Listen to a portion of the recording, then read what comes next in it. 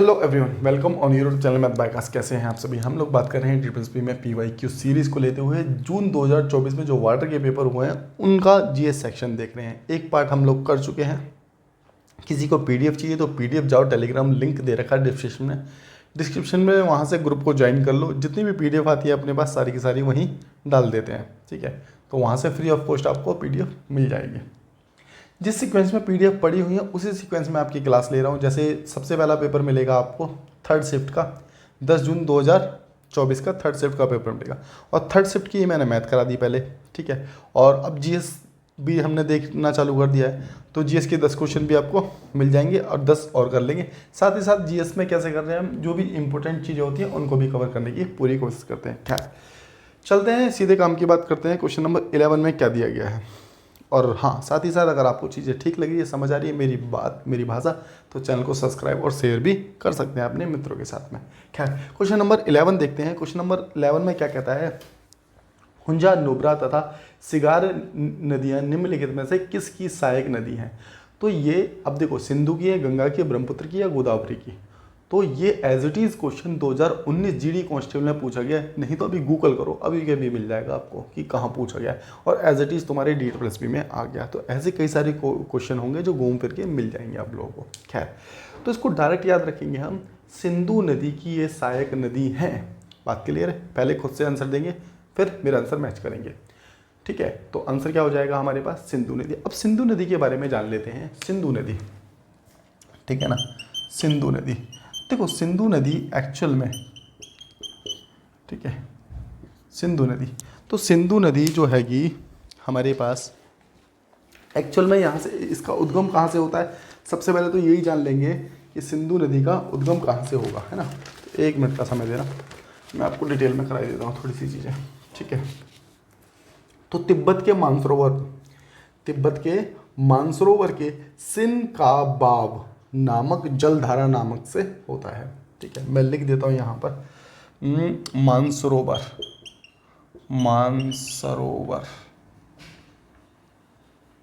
ठीक है, मानसरोवर, तिब्बत का मानसरोवर, ठीक है। तिब्बत के मानसरोवर के निकट कहाँ से होता है, सिनकाबाब, ये बाब है, बाब, ठीक है। सिनकाबाब जलधारा एक क्या है, जलधारा, यहाँ से इसका उद्गम होता है। वहीं से निकलती है कौन सी, सिंधु नदी निकलती है। देखो सिंधु नदी निकल तो गई, तिब्बत से निकलती है वैसे एक्चुअल, मतलब कि तिब्बत में ही है मानसरोवर, ठीक है, तिब्बत के। और झील कौन सी है कि वो जलधारा कौन सी, सिनकाबाब जलधारा है, ठीक है, कोई दिक्कत नहीं है। अब देखो जैसे ही तिब्बत मतलब कि मानसरोवर से नदी निकली, नदी निकलने के बाद तिब्बत से निकली, तिब्बत से जैसे ही निकलेगी, तिब्बत लिख देता हूँ मैं, मानसरोवर की तिब्बत से निकलती है ना, तिब्बत से निकली, फिर ये जाएगी कहाँ, चाइना, ठीक है। चाइना से जैसे ही आगे बढ़ेगी तो चाइना के आगे आ जाएगा क्या, इंडिया, ठीक है। उत्तरी भाग की बात करें, उत्तरी भाग में, है ना। और इंडिया के आगे चलेंगे तो आ जाएगा हमारे पास क्या, पाकिस्तान। तो ये इसका ऐसे सीक्वेंस है और आगे जाके अरब सागर में मिल जाती है। अरब सागर में क्या हो जाती है, मिल जाती है। बात समझ पाए क्या। चाइना से इंडिया गई, इंडिया से पाकिस्तान गई, पाकिस्तान से अरब सागर में जाके गिर गई, ठीक है, कोई दिक्कत नहीं। अब एक चीज़ देखो, चाइना से गई इंडिया, अब इंडिया में ये महत्वपूर्ण है किन राज्यों से होकर गुजरती है। तो इंडिया में ये जम्मू कश्मीर, J&K, पंजाब, ठीक है, पंजाब हो गया, हिमाचल प्रदेश, HP हिंदुस्तान पेट्रोलियम, हिमाचल प्रदेश, और साथ ही साथ कौन सा हो गया हमारा, और कहाँ से गुजरती है, गुजरात याद रखना, है ना, गुजरात।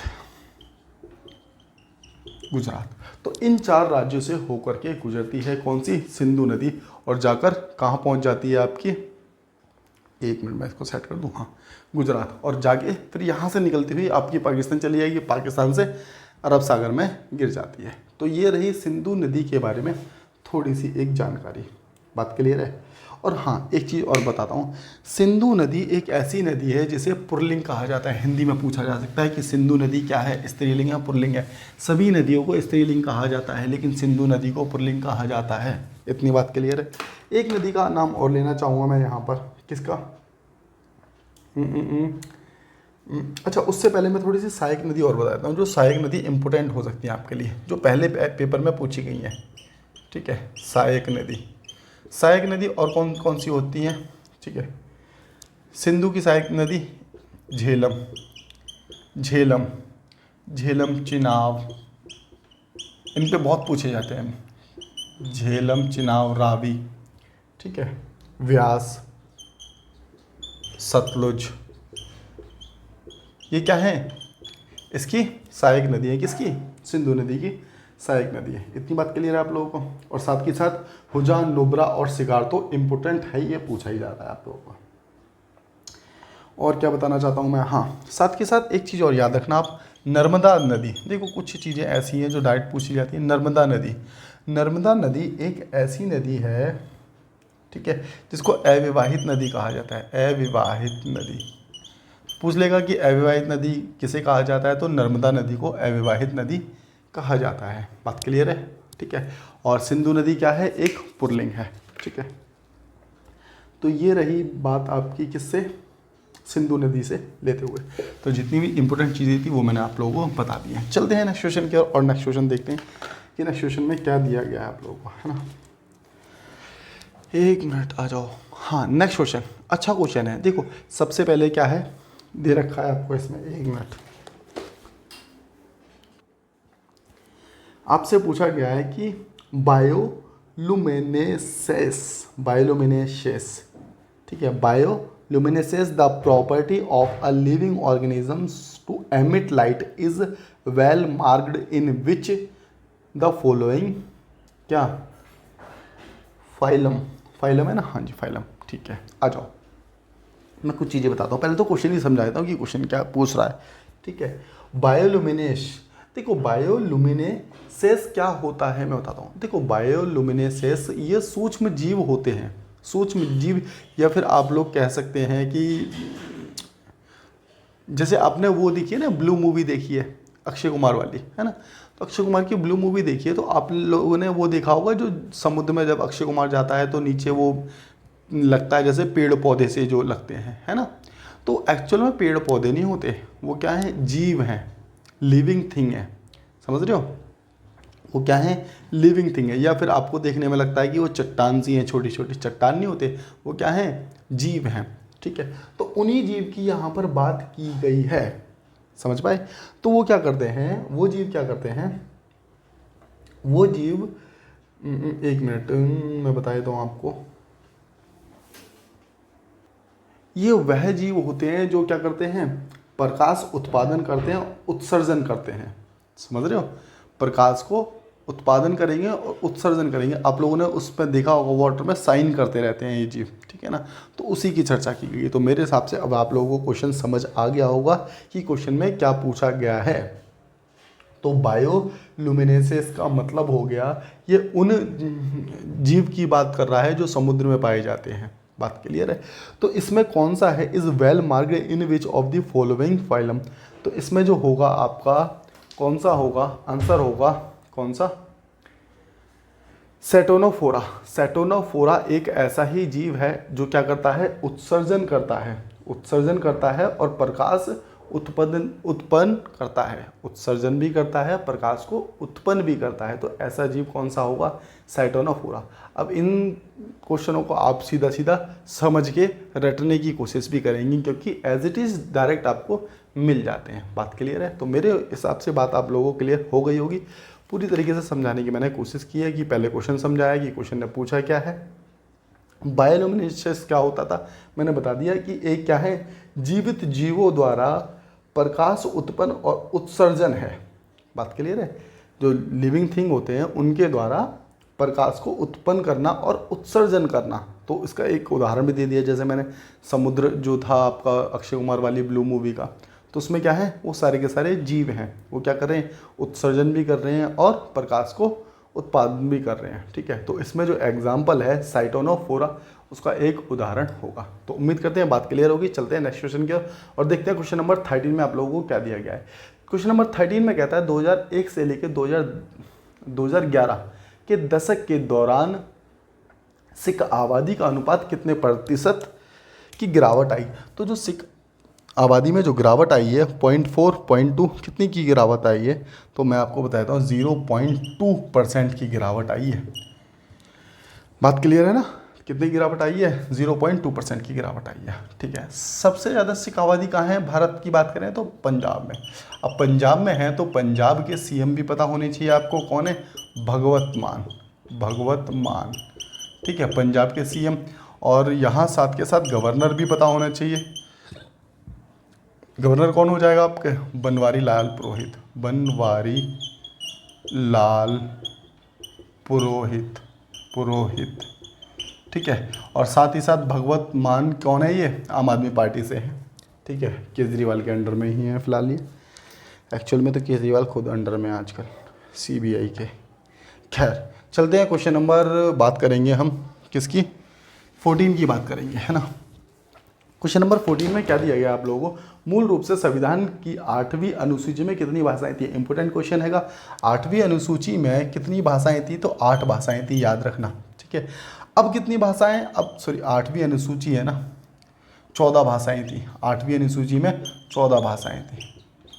8वीं अनुसूची में कितनी भाषाएं थी, 14 भाषाएं थी। अब क्या है, अब 22 भाषाएं हो गई हैं। कितनी भाषाएं हो गई हैं, 22 भाषाएं हो गई हैं। ठीक है, अमेंडमेंट किया है। ठीक है, क्या किया है हमने, अमेंडमेंट किया है। और अमेंडमेंट कौन सा, 92, मतलब कि 92वां अमेंडमेंट कब हुआ है, 2003 में। 2003 में 92वां संशोधन किया, जिसके तहत अब जो भाषाएं हो गई 22 हो गई। 22 लिखो ना यहाँ पर, 22 भाषाएं हो गई हैं। बात क्लियर है। अगर हम पहले की बात करते हैं तो 8वीं अनुसूची में 14 भाषाओं को दर्जा दिया गया था भारत में, लेकिन अब क्या हो गया, अब 2003 से 22 भाषाओं को मान्यता दे दी गई है। और संशोधन कौन सा हो गया आपका, 92। तो इस चीज़ को याद रखना, ठीक है ना। चलिए चलते हैं नेक्स्ट क्वेश्चन की ओर और देखते हैं कि नेक्स्ट क्वेश्चन में क्या दिया गया आप लोग को। ये हो गया हमारे पास क्वेश्चन नंबर 14। हाँ, इसके साथ एक चीज़ और बता देता हूँ मैं। हाँ भी देखो, आर्टिकल अगर मैं बात करता हूँ आर्टिकल की, क्वेश्चन नंबर 14 पे ही रहेंगे अभी। आर्टिकल टोटल कितने हैं, 395 आर्टिकल हैं, जो कि डिवाइड है कितने पार्ट में, 22 पार्ट में। अगर मैं कहूँ तो भाग में, 22 भागों में डिवाइड किए गए हैं। कितने, 395 आर्टिकल। अगर इसमें भी बात करता हूँ तो अनुसूची कितनी है, शेड्यूल कितने हैं, तो 22 अनुसूचियाँ हैं, सॉरी 12 अनुसूचियाँ हैं ना।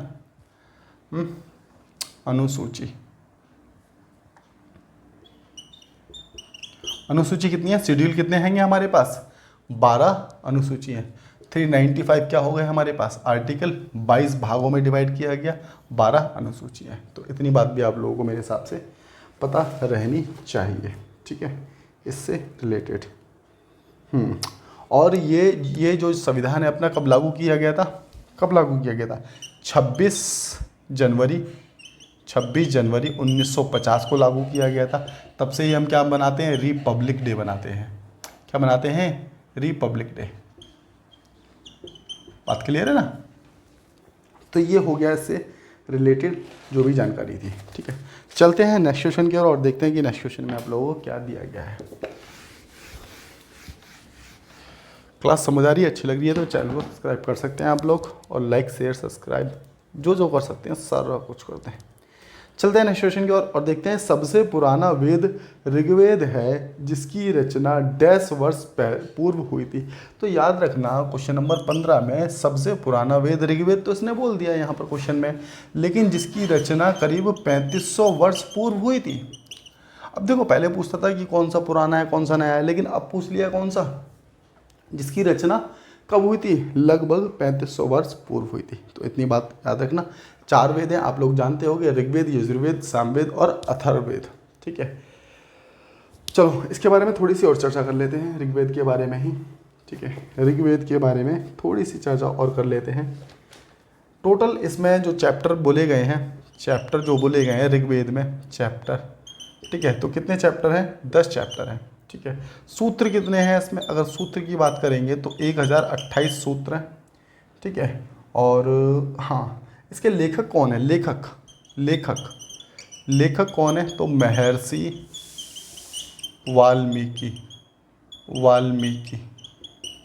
वाल्मीकि इसके क्या हैं, राइटर हो गए। ठीक है, और ये किसे समर्पित है, तो इंद्र देवता को समर्पित है, और इसके भगवान भी इंद्र ही हैं। ठीक है ना, तो इन चीज़ों को आप लोग याद रख सकते हैं। चलते हैं नेक्स्ट क्वेश्चन की ओर और देखते हैं क्वेश्चन नंबर, ये हो गया आपका 15 और 16 की ओर चलते हैं। 16 क्वेश्चन दिख रहा होगा आप लोगों को, ऑप्शन भी दिख रहे हैं, पहले खुद से करने की कोशिश करो और फिर देखना कि आंसर आपका ठीक है या नहीं है। क्या पूछा गया है 16 में?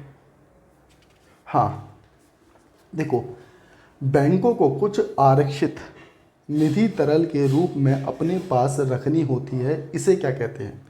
तो याद रखना, इसे जो कहते हैं वो कहते हैं वैधानिक चल निधि, वैधानिक चल निधि कहते हैं। अब मैं इसके बारे में थोड़ा सा और बताता हूँ। अच्छा, इंग्लिश में भी आपको दिखा देता हूँ। The need of bank, the need for bank keep some reserve in liquid form in a short term is called which of the following? सैचुरेटी, क्या दे रखा है ये? Statutory liquid ratio. ठीक है, तो अगर हिंदी की बात करेंगे, हिंदी में देगा वैधानिक चल निधि अनुपात। देखो क्वेश्चन को समझाता हूँ, फिर उसके आंसर को भी समझाऊंगा ऐसा क्या है। देखो, जैसे हम लोग गए लोन लेने के लिए गए बैंक से, तो बैंक क्या है? बैंक सारा पहले तो हमारे बारे में बायोडाटा चेक करेगा कि हम क्या हैं, क्या करते हैं और हमारा अब तक का कैसा रहा है बैंक के साथ में रिलेशन, पहली बात। इसके आधार पर देगा। अगर मान के चलिए हमें मोटा अमाउंट चाहिए, तो कई बार हम ये करते हैं कि अपने प्रॉपर्टी के पेपर रख दिए, गोल्ड रख दिया या अन्य किसी प्रकार की चीज़ ऐसी रख दी जिससे कि बैंक को विश्वास हो जाता है कि हाँ हम इसे इतना पैसा दे सकते हैं। तो जो भी वस्तु गिरवी के तौर पर रखी जाती है उसे क्या कहते हैं? वैधानिक चल निधि अनुपात कहा जाता है। तो उम्मीद करते हैं कि क्वेश्चन भी समझ आया हो कि क्वेश्चन में पूछा गया है जब भी बैंक लोन देगा तो आपको इतना अमाउंट दे रहा है, ठीक है, तो उसके बदले में कुछ ना कुछ वो रखेगा गिरवी। ठीक है, तो उसको जो गिरवी रखने की उसको कहते हैं, तो क्या कहते हैं? वैधानिक चल निधि अनुपात कहा जाता है। तो उम्मीद करते हैं क्वेश्चन नंबर 16 आप लोगों को समझ आ गया होगा। फिर भी कोई डाउट बनता है तो कमेंट बॉक्स आपके लिए पूर्ण रूप से खुला हुआ है, कमेंट कर सकते हैं। वीडियो कैसी लग रही है इसके बारे में बता सकते हैं। और धन्यवाद उन सभी का जो अपना अपना फीडबैक देते हैं। खैर चलते हैं क्वेश्चन नंबर 17 की ओर। Which of the following is not a source of vitamin? देखो बहुत आसान सा क्वेश्चन है, मैं इस क्वेश्चन को चलो करा ही देता हूँ। Fish, liver, egg and orange. तो आंसर विल बी ऑरेंज होगा। ऑरेंज विटामिन डी का सोर्स नहीं होता। फिश होता है, लिवर होगा और एग होगा। ठीक है, ऑरेंज विटामिन सी का, ऑरेंज जो होगा, ठीक है, ऑरेंज जो होगा विटामिन सी का सोर्स होता है। बात क्लियर है? बाकी तीन क्या होंगे? विटामिन डी के सोर्स होंगे। ठीक है, तो चलते हैं नेक्स्ट क्वेश्चन की ओर और देखते हैं कि नेक्स्ट क्वेश्चन में क्या दिया गया हम लोगों को। विच of the following is needed for growth and repair of body? देखो बहुत आसान सा क्वेश्चन है, मैं आप लोगों पे छोड़ देता हूँ। आप लोग क्या करेंगे, इसका कमेंट बॉक्स में आंसर बताएंगे। ठीक है ना, बचपन से पढ़ते आ रहे हैं। 6 से 14 वर्ष तक के बच्चों को, या फिर 6 से 14 वर्ष तक के बच्चों को क्या चाहिए, क्या आवश्यकता होती है, या फिर आप एक्सरसाइज करते हो, मसल्स ब्रेक होते हैं तो उसके लिए, ग्रोथ के लिए क्या चाहिए होता है। बात क्लियर है? हिंट भी दे दिया मैंने आप लोगों को, अब आंसर बता देना। चलते हैं क्वेश्चन नंबर 19 की ओर, देखते हैं विच of the following statement is correct of hydrogen sulphide? देखो हाइड्रोजन सल्फाइड H2S क्या होता है? हाइड्रोजन सल्फाइड, इसका फॉर्मूला भी याद रख लेना, कई बार पूछ लेता है। H2S हाइड्रोजन सल्फाइड होता है। देखो मैं लिख देता हूँ, हाइड्रोजन सल्फाइड है ना। हाइड्रोजन सल्फाइड क्या होता है? H2S। देखो हाइड्रोजन सल्फाइड एक ऐसी गैस है जिसमें बहुत ज़्यादा दुर्गंध आती है। क्या आती है? दुर्गंध आती है। ठीक है, साथ ही साथ एक ज्वलनशील होती है, रंगीन होती है। ठीक है, रंगीन होगी, ज्वलनशील होगी। अगर मान के चलो आपने थोड़ा सा भी उसको स्मेल कर लिया ना, किसे? हाइड्रोजन सल्फाइड को, तो आपको 1 मिनट के लिए ऐसा लगने लगेगा कि आपकी बॉडी में कुछ है ही नहीं, बहुत वीकनेस सी फील होने लगेगी। ठीक है ना, तो मैंने बता दिया कि हाइड्रोजन सल्फाइड क्या होता है, कैसा कैसा वर्क करती है। अब आते हैं कि निम्न में से कौन सा ठीक है। H2S is mainly known as a foul smell like a rotten gas. Rotten eggs का मतलब ये होता है कि सड़ी हुई चीज़ों की स्मेल आना। ठीक है, तो इसका मतलब ये ठीक है, मैंने अभी बताया आपको कैसी आती है, दुर्गंध आती है। तो पहली स्टेटमेंट ठीक होती है। It may case of fatigue of sense of smell only in a short time. देखो थोड़े समय के लिए आपको वीकनेस सी फील होगी, ये कहा गया है इसमें, तो ये बात भी सत्य है। तो इसका मतलब 1 और 2 दोनों स्टेटमेंट ही ठीक हो जाती हैं हमारी। तो उम्मीद करते हैं कि आप लोगों को ये क्वेश्चन नंबर 19 समझ आ गया होगा। फिर भी नहीं आता तो मैंने कहा कमेंट बॉक्स आपके लिए पूर्ण रूप से खुला है, 24/7 खुला है।